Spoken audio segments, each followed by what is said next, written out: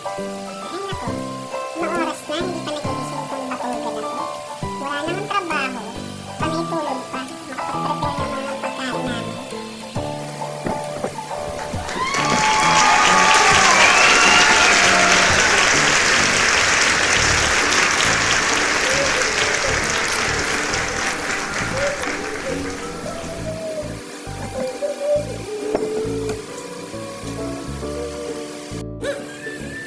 Lagyan ko ng keso. Yan. Tapos, yan. Hintayin mo lang ako. Ayaw mo talagang gumising, ha? Hinahandaan ako ng pagkain. Wait ka na lang ngayon ng gabi. Tapos, ano ngayon? Tulog ka pa rin?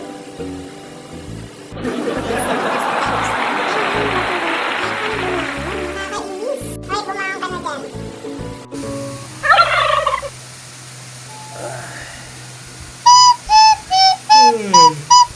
Hoy, bumangon ka na dyan. Uh-oh. Makain na. Ay, Oh no. luto ka na ba? Ito lang yung pagkain. Hindi makakabusog yan eh. Ano ba naman? Ate mo naman. Ayaw naman yung pagkain. Pinananginin na kita. Ayaw mo pa. Ginigising ka na nga lang para kumain. Batugan. Pakabatugan mo. Ano gusto mo?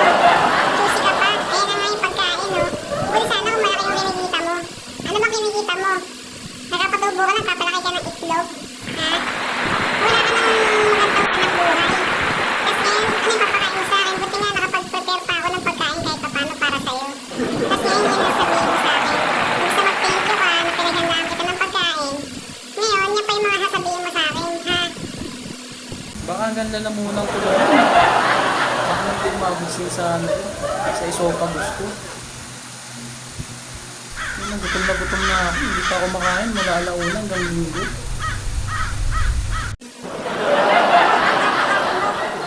Ayun na yung pagkain, napaka-arte mo ba? Diyos ko naman. Gigisingin ka na lang, babango ka na lang para kang prinsipe. Ano?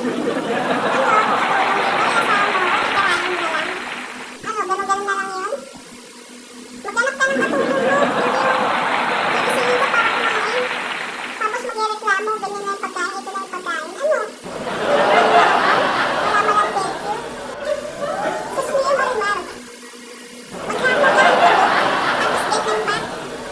Igaling ka na nga sa tropa mo, lagi ka nang lasing, nakikipag-inuman. Tapos ganyan, pagkagising mo, yan sabihin mo, bakit ganito lang, bakit ganyan lang.